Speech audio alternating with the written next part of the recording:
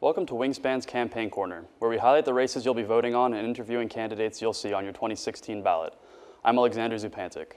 The North Carolina House of Representatives is one of two houses of the North Carolina General Assembly. During the 2015 to 2016 season, the Republican Party holds a majority. Serving parts of Brunswick and New Hanover counties, District 18's approximately 80,000 residents have been represented by Democrat Susi Hamilton since 2011. Representative Hamilton is up for re-election this November. Opposing her is Republican candidate Gerald Benton. I had a chance to speak with both of these candidates this week. Could you tell us a little bit about what role a representative plays in governing North Carolina?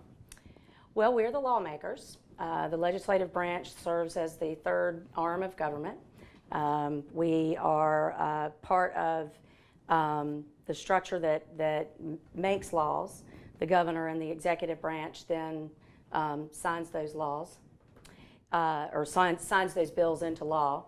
And then if there are questions about a law or interpretations needed for the law, then of course the judiciary branch takes care of that. So the legislative branch on which I serve is part of the three-legged stool of government. We frequently work with the municipal governments in our respective districts, as well as with the county governments in our respective districts. There are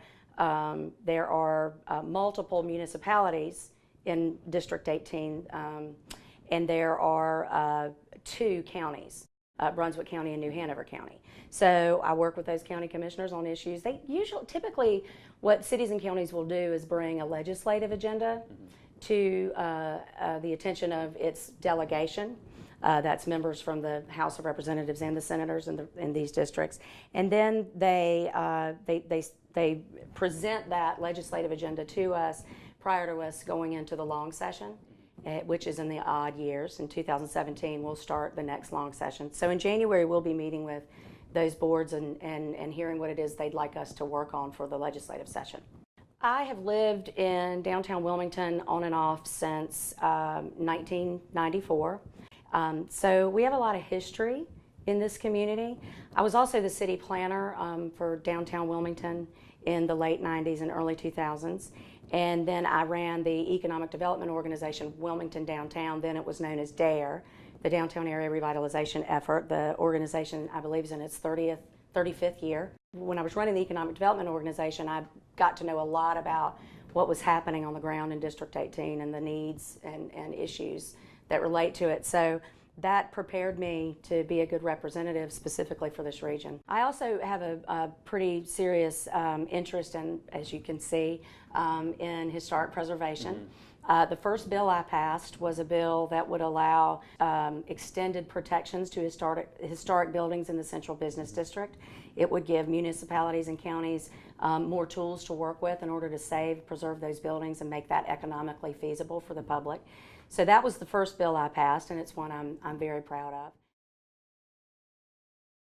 Mr. Benton, can you tell us a little bit about your background and what brought you to run for NC House? Sure. I started out here, went to college at UNCW, joined the Army, National Guard in '98, and I got bounced around a lot, went up to New York, was there during 9/11, and when I came back, I started a family here and finished up my education at UNCW again, and I got into politics kind of by accident here.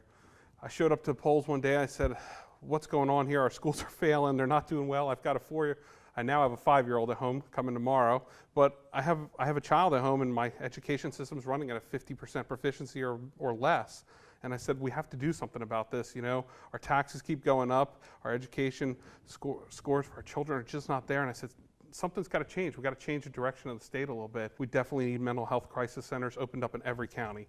It's got to help the heroin population with drug courts, needle exchanges. All of that's really important. And I would say reentry. We have over 70 million felons here in North Carolina, in the country, and we have to be able to get them employed and help them out. So we need to have programs like Hometown Hires where you're taught how to approach employers and get jobs. And that's really important, not to mention licensing. In North Carolina, you can't be a hairdresser if you have a felony because they can revoke your license for that. And that's crazy. I don't care if anybody has a felony. What are some of the challenges of the campaigning process in North Carolina running for District 18? It's a lot of time. I had to do 4 barbecues a weekend.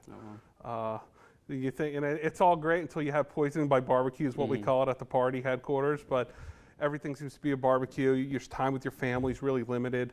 My son goes out campaigning with me now and raising money. I mean, I've never really asked for anything in my life like this, but now you're begging people for money to raise enough money to be able to run your campaign and to get your message out, and that is really difficult, and it's very humbling. But money has a lot of control in your politics, and it's tough. All right, lastly, how do you think District 18 could more effectively get younger voters involved in the community and voting process? We have to address cost of tuition for you guys.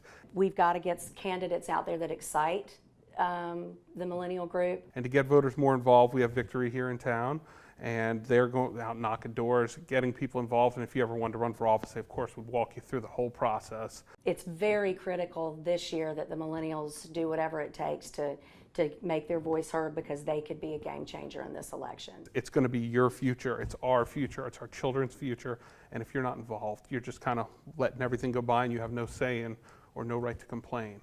What I would say is that you need to let your voice be heard, because you could make the difference in this election, and it's very important. Thanks for joining me for this week's Campaign Corner.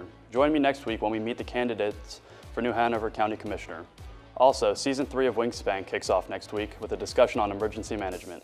Be sure to tune in on TLN or online at www.uncwingspan.com.